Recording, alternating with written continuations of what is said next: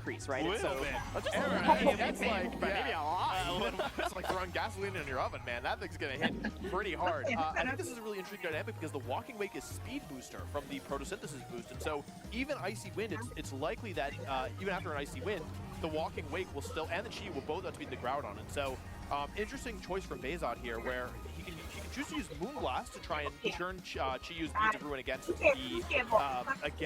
Walking Wake, but the other option is to go for an Icy Wind and protect and try and use a second Icy Wind on the next turn.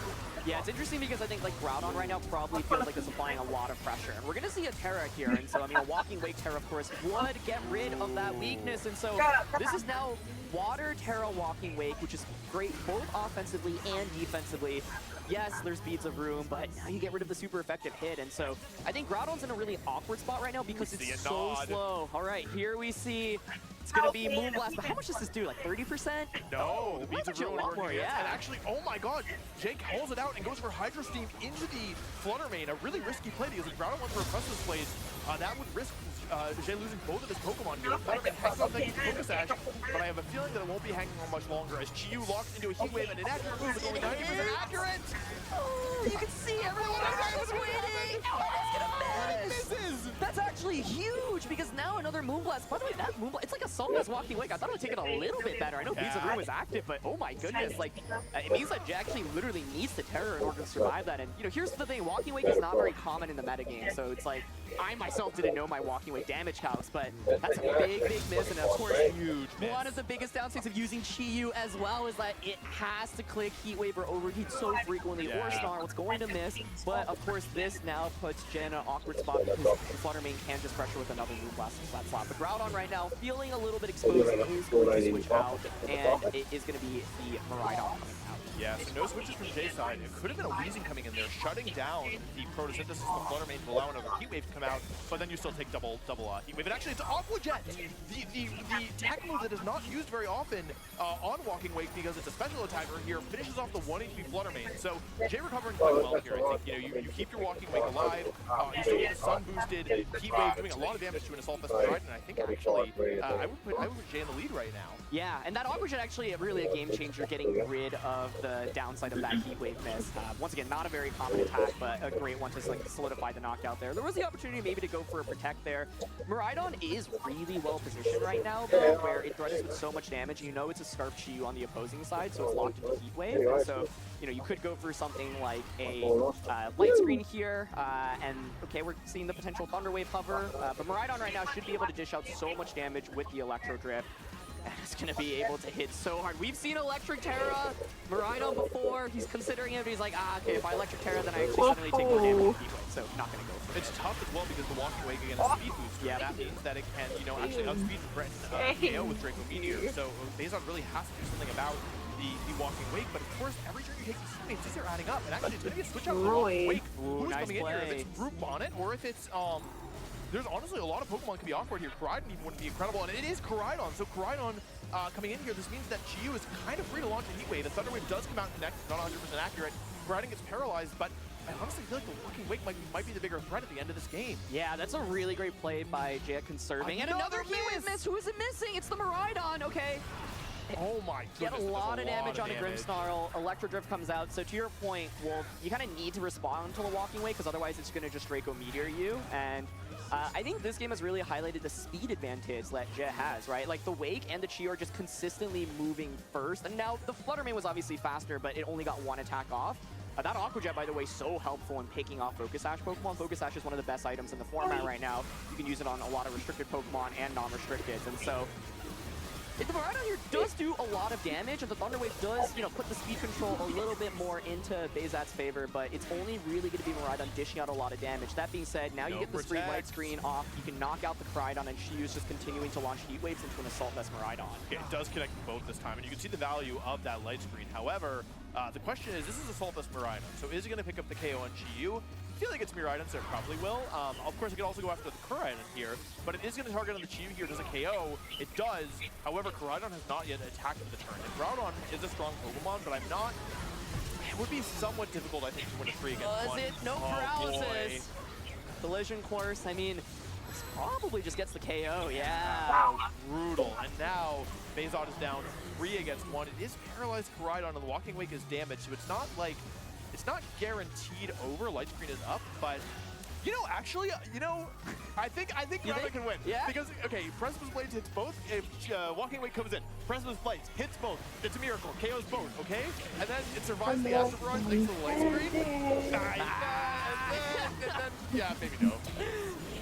Maybe. I was like, okay, is there any chance either of these Pokemon can even survive a Precipice Blades? How bulky are they? Yeah. But I think Precipice Blades probably gets the knockout. I mean, the light screen is nice. You still have the Terra available, but it's unfortunately not going to help out in this position. And so I think one of the other interesting things I wanted to talk about in this game was back Grimmsnarl, by the way. Yeah. I think Grimmsnarl is a really awesome Pokemon to have in the back. You like normally want to lead it and just set up screens immediately, right?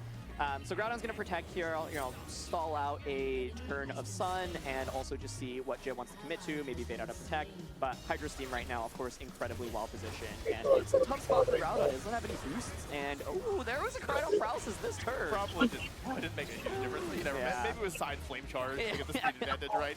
Actually, a really great Protect there from Bezod, understanding that Hydro Steam has strange properties and actually can power itself off of the Sun rather than getting weaker. That's so right. Stalling that last turn Sun could be a potentially game changer. We don't know what the last Pokemon is, right? Imagine it's Groupon, and then all of a sudden Groudon will pick up.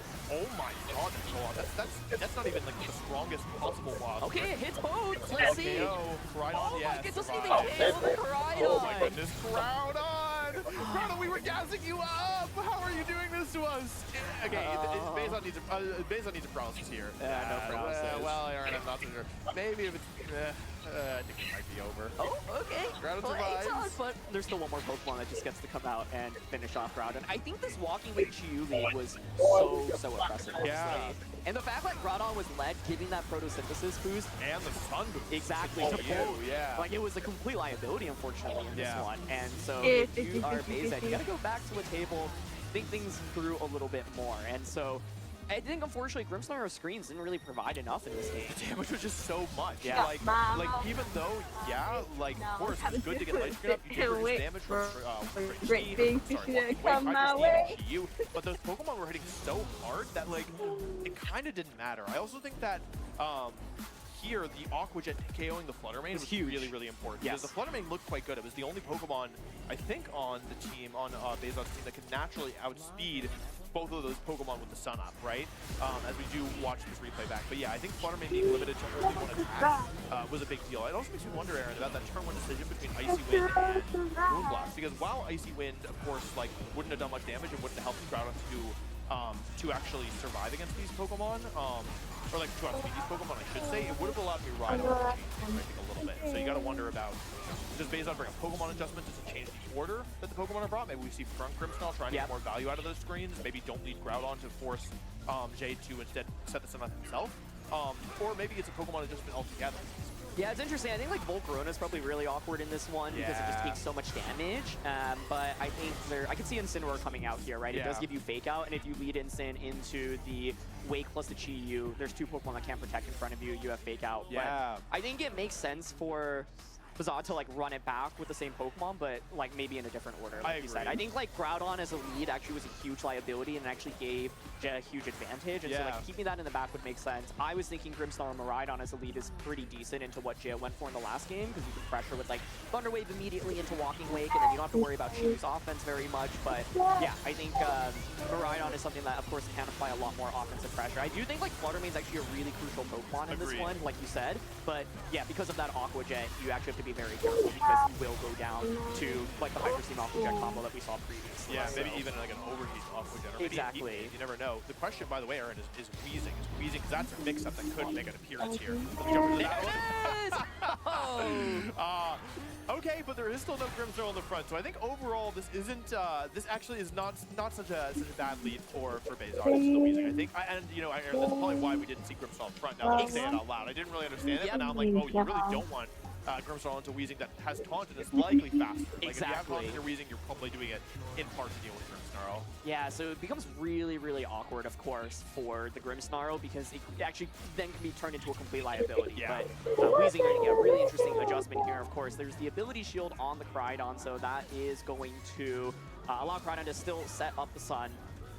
Crydon right now, of course, has the ability to potentially go for a Terra and, you know, get this defense. If you don't Terra, obviously, you're going to be facing down Fluttermane with Moonblast, which is really scary. And so I think naturally it makes sense to just commit that Terra. Yeah, absolutely. I could not agree more. With Crydon, you really need to make sure that it's not going down in one hit. Fluttermane is a natural, ordinarily I would say a natural predator to Crydon, but thanks to the Fire Terra, you really flip that relationship on its head, where you go from being quadruple weak to Barry to suddenly resisting it. So we'll have to see how the target goes down here. Just getting a Moonblast anyway, I don't hate that play at all. I think it's smart to just say, hey, if you don't Terra, you're going to end up in a really bad position. We do see the Terrafire Flame Charge bringing the Fluttermane down to Sash.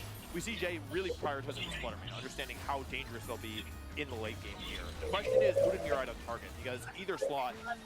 Oh, but there's no electric terrain. Yeah, oh my gosh, the power of Wheezing. And that does nothing. Yeah, and because it's the Assault Vest rather than Choice Specs, I was like, okay, if your Choice Specs Miraidon, even without electric terrain, like a Draco Meteor, Moonblast, double up into a Crydon is probably pretty safe. Yeah. But without that terrain, like, I'm not sure Draco or Electro Drift actually gets the knockout. However, Bazad has baited out that Terra. Player actually does decent damage here. Yeah. It's Groudon. Why did it do so much? You can, yeah, now, like, of course, pressure with Precipice Blades, though, right? So, like, you have baited out the Terra, and now you have Precipice Blades, which is super effective against both these Pokemon. The question is, assuming it hits. Exactly. And can Groudon even get that move off, right? Like, will it be able to survive an attack from the Crydon? My guess is yes. Like, I think it should be able to. You have the Fire Terra, because exactly. the danger is the Terra Fire boosted, Sun boosted, Flare Blitz boosted by Orichalcum Pulse as well. So. Yes. And I think Groudon can survive, and so I think it makes sense to go for that Fire Terra. It's just, this is the most stressful thing, in my opinion, about using Groudon. You're in a great spot right now, but you're slower, right? So if you miss Precipice Blades, it's an absolute disaster. Agreed. Yeah, this could be, I mean, this game could end this turn effectively if, you know, Precipice Blades misses. There's also the option of that Jay has a protected with Crydon to, you know, like just effectively reposition to let Weezing go down. You don't really need the ability stopping, at least for these two Pokemon, although it could be nice because of Fluttermane's photosynthesis. We'll have to see. The turn starts, Groudon is wrestling some fire. It's going to be Protect, but not from the Pokemon we expected. Instead, it's the Weezing. And there's no Protect from Fluttermane, so Fluttermane is exposed here. Here's Terrafire Flare Blitz.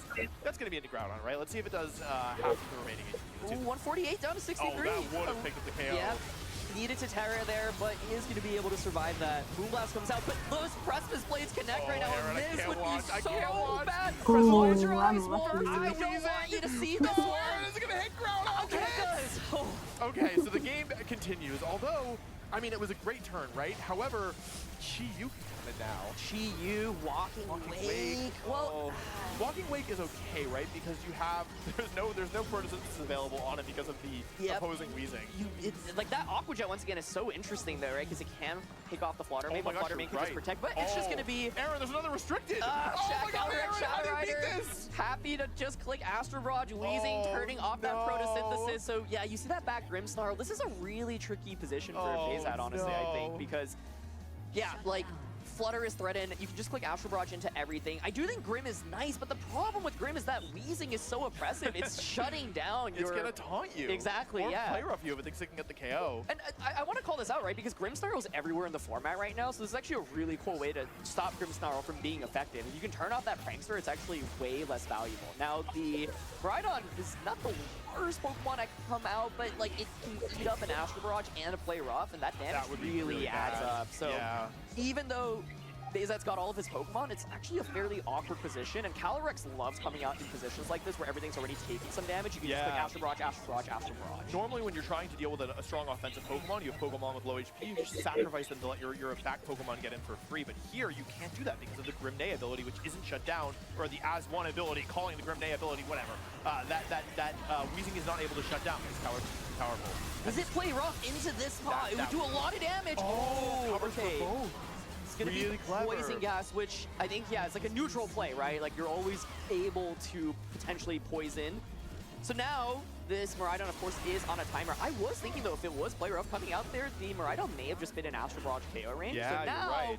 You can potentially switch out the Fluttermane and go for this Snarl. You can even try to Electro Drift into the Weezing slot. And so, I think Bazad's probably happy that at least it wasn't a Play Rough that last turn. It's not good, but it could have been worse. Yes, I think exactly. There's two paths forward here, Aaron. I think you either go for a Snarl and try and weaken the Shadow Rider, except that you're going to lose some Pokemon, maybe switch to Grimmsnarl, or you try and take out the Weezing. And if you take out the Weezing, then you have access to your abilities. You can go for Icy Wind, you can go for Thunder Wave, you can reset the Sun when it ends. And I think this is going to be the crucial turn. If Bezod wants to stay in the set, he has to get this turn specifically right. I think Grimmsnarl could be quite good here in the end game if he can just get rid of the freezing. Otherwise, I think it might be a little bit tough. So let's see. Grimmsnarl switching in here.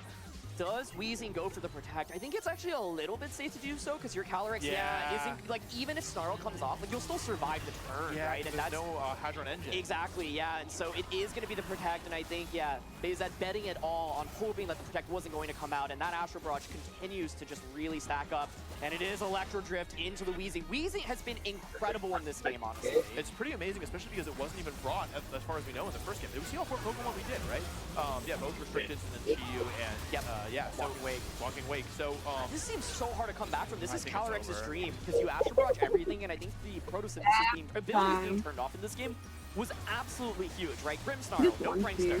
Fluttermane, no photosynthesis. Miraidon, no electric train. Like, if you wanted to show someone a reason to use Weezing in this format, I would point them to this game specifically. And this is Calyrex's dream. Yes, you're up against a Grimmsnarl. This Grimmsnarl, however, does not have foul play, right? And you know you're facing Taunt off from the opposing end.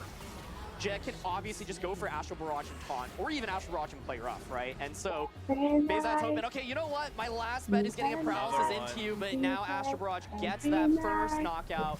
Miraidon will faint, and the question is, will Grimmsnarl even get this Thunder Wave off? I mean, you're probably eating up a Taunt or a Player Up. A Player Up could miss, though. Yes. This is the only chance. Yeah. You go for Player Up inside a Taunt, but it connects. Yeah. Wow. You know, Weezing is normally used as a special attacker, and Grimmsnarl's quite a tanky Pokemon. That's so you right. would think it could survive potentially, but no, Weezing has other plans there. Outspeeding Grimmsnarl, probably investing a bit of training into its speed, and picking up the KO with Player Up. It was a little bit risky, but I think it, you're such a lead, it was probably okay. Yeah. And now, I mean, honestly, there's kind of nothing Bezod can do. Like, there's still 2 Pokemon left on his side, but I mean, Aaron, I don't see a way through this. There's no way. Yeah. Like Shadow Rider's faster. There's no abilities. There's no sun. Yeah, Bezod understands it and gives up. You know, Aaron, go ahead. The turn that you were saying, the crucial turn, I think it was like from Jez end, even if the Miraidon had targeted Shadow Rider that turn, it's like because Electric Terrain is turned off, like that's the crucial interaction where it's like you can survive an attack with that Shadow Rider anyway.